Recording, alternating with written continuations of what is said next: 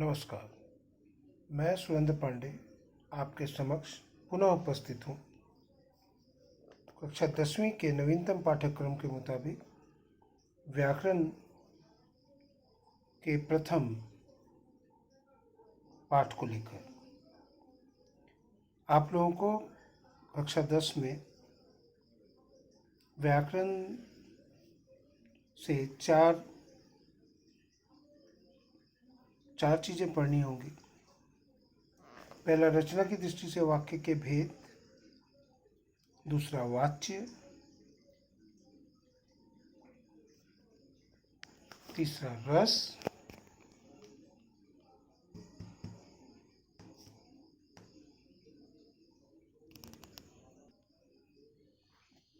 और चौथा, पद परिचय। तो शुरू करते हैं रचना की दृष्टि से वाक्य के भेद के साथ। आप लोग जानते हैं, शब्दों को किसी निश्चित क्रम में इस प्रकार रखा जाए कि जिससे उससे कोई अर्थ निकलता हो, अर्थात शब्दों के सार्थक मेल को वाक्य कहते हैं। वाक्य को प्रमुखतः दो आधारों पर विभाजन किया जाता है, रचना के आधार पर और अर्थ के आधार पर। हमारे पाठ्यक्रम में हमें पढ़ना है रचना के आधार पर वाक्य के भेद। तो रचना के आधार पर वाक्य के 3 भेद हैं: सरल, संयुक्त और मिश्र। सरल, संयुक्त और मिश्र आप देख सकते हैं, सरल, संयुक्त और मिश्र। अब हम समझते हैं सरल वाक्य किसे कहते हैं। देखिए, आमतौर पर ज़्यादातर हम लोग सरल वाक्यों का ही प्रयोग करते हैं। हम यहाँ इसकी परिभाषा के तौर पे इस प्रकार कह सकते हैं कि जिस वाक्य में एक क्रिया होती है, अर्थात एक ही क्रिया है, मुख्य क्रिया, प्रधान क्रिया, उसे सरल वाक्य कहते हैं। सरल वाक्य बनने के लिए कुछ शर्तें हैं। पहला, सरल वाक्य में एक कर्ता होना आवश्यक है तथा एक क्रिया का होना आवश्यक है। यदि एक क्रिया से अधिक क्रिया होती है तो वो सरल नहीं रह जाएगा। जैसे मोहन स्कूल जाता है, मोहन कर्ता है तथा जाता है क्रिया है। एक क्रिया होने के कारण यह सरल वाक्य है। सरल वाक्य में कर्ता और क्रिया के अतिरिक्त कर्म, पूरक, क्रिया विशेषण, संप्रदान, अधिकरण, करण, अपादान, कारक आदि ये घटक हो सकते हैं। जैसे मोहन हंसता है, कर्ता क्रिया, कर्ता और क्रिया का मेल है। राजेश बीमार है, कर्ता और क्रिया है तथा पूरक शब्द है। पुलिस ने चोर को पीटा, कर्ता, कर्म, क्रिया। पुलिस है कर्ता, चोर को चोर, कर्म तथा पीटा क्रिया। माता जी ने शीला को एक साड़ी दी, कर्ता, कर्म, फिर कर्म। 2 कर्म है, एक साड़ी, शीला, दोनों कर्म है, एक कर्ता है माता जी, परंतु देखिए क्रिया एक ही है, दी। तत्पश्चात शीला आपको अपना बड़ा भाई मानती है। इसमें कर्ता है, कर्म है तथा पूरक क्रिया है। तो इस प्रकार ये सरल वाक्य है। सरल वाक्य तो आप समझ गए, जिसमें वाक्य में क्रिया होती है, एक मुख्य क्रिया, एक प्रधान क्रिया, जो भी कहें उसे, एक ही क्रिया होती है।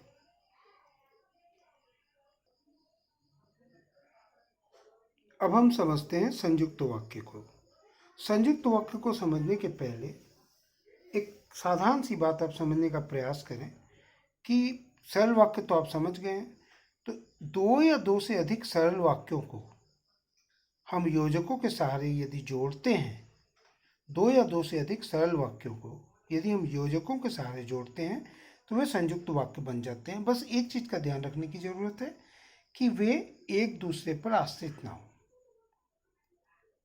अर्थात परिभाषा के तौर पर हम लोग समझेंगे, जिस वाक्य में, संयुक्त वाक्य की बात कर रहे हैं, जिस वाक्य में 2 या अधिक मुख्य तथा स्वतंत्र उपवाक्यों, मतलब वो सभी वाक्य जो हैं वो स्वतंत्र हैं। एक ही वाक्य के अंदर कई वाक्य हैं, इसलिए उन्हें उपवाक्य कहा जा रहा है। तो जिस वाक्य में 2 या अधिक मुख्य तथा स्वतंत्र उपवाक्य होते हैं वे संयुक्त वाक्य कहलाते हैं। ये दोनों मतलब जो दोनों वाक्य हैं, 2 वाक्य हों 3 वाक्य हों, ये सभी वाक्य पूर्ण अर्थ देने में सक्षम होते हैं, अर्थात ये स्वतंत्र होते हैं, ये पूर्ण अर्थ देते हैं। ये जुड़े होते हैं किस तरह से? और, तथा, फिर, या, अथवा, अन्यथा, किंतु, इसलिए, लेकिन आदि योजकों से जुड़े होते हैं।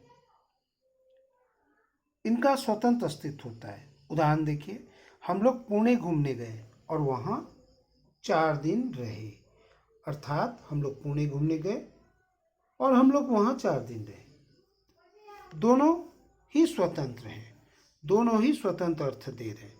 दूसरा उदाहरण लीजिए, वह आई तो थी किंतु उसने कुछ कहा नहीं था, मतलब वो आई थी किंतु के साथ जोड़ा गया, उसने कुछ कहा नहीं था। सत्य बोलो परंतु कटु सत्य ना बोलो, सत्य बोलो परंतु कटु सत्य ना बोलो। यहाँ पर एक चीज़ ध्यान देने योग्य है कि एक दूसरे के विपरीत वाक्य नहीं हो सकते, नहीं तो उनको संयुक्त वाक्य में जोड़ा नहीं जा सकता। ये योजकों से जुड़े रहते हैं और ये समानाधिकरण योजकों से जुड़े रहते हैं। जैसे इसका और उदाहरण हम जान सकते हैं, पिताजी चाय या कॉफ़ी पिएंगे, पिताजी चाय और कॉफ़ी पिएंगे, दोनों ही संयुक्त वाक्य हैं। तो 2 वाक्यों में यदि हम उन्हें तोड़ते हैं तो ऐसा होगा कि पिताजी चाय पिएंगे या और कॉफ़ी पिएंगे। देखिए, ध्यान से देखिए, पिताजी चाय पिएंगे या कॉफ़ी पिएंगे, अथवा पिताजी चाय पिएंगे और पिताजी कॉफ़ी पिएंगे, दोनों ही संयुक्त वाक्य है।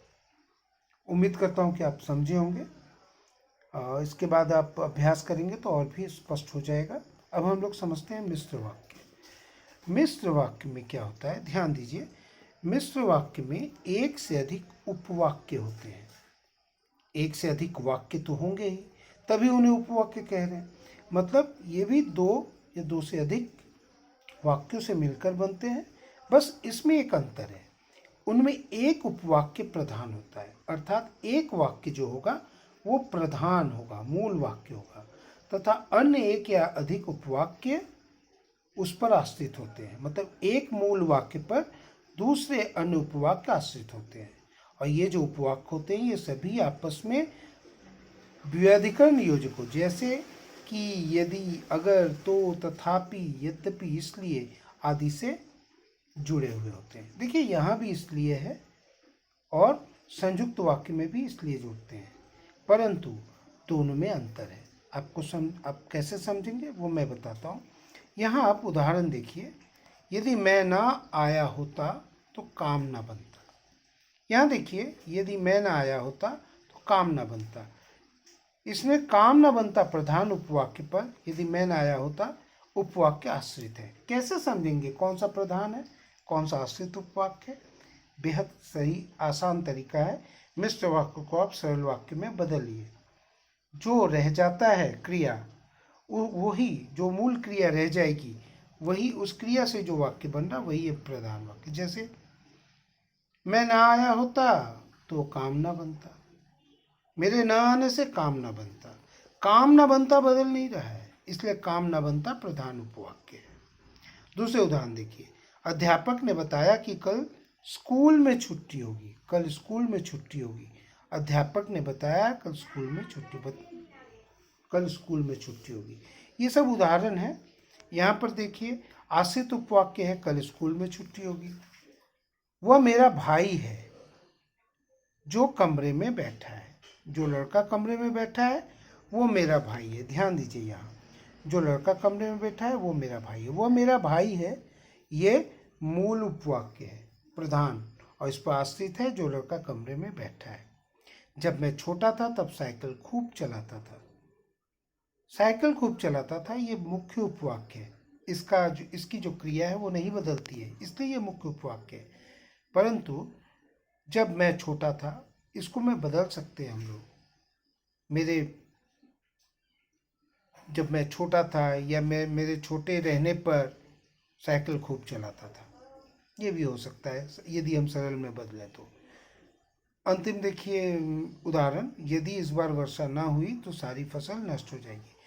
तो इसको हम लोग सरल करते हैं, वर्षा ना होने पर सारी फसल नष्ट हो जाएगी। सारी फसल नष्ट हो जाएगी देखिए नहीं बदल रही है, इसलिए ये प्रधान उपवाक्य है।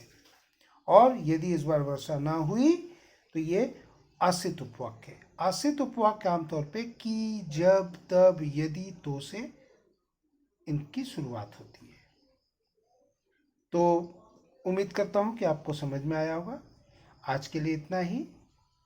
आप वर्कशीट का इंतज़ार करें। वर्कशीट हमारे वेबसाइट में दे दी गई है, उसे देखें, उसके साथ इसको पूरा हल करने की कोशिश करें और जितना कर सकते हैं करिए। नहीं कर पाएंगे तो मैं उपलब्ध हूँ, मैं समझाऊंगा। बहुत बहुत शुक्रिया, धन्यवाद।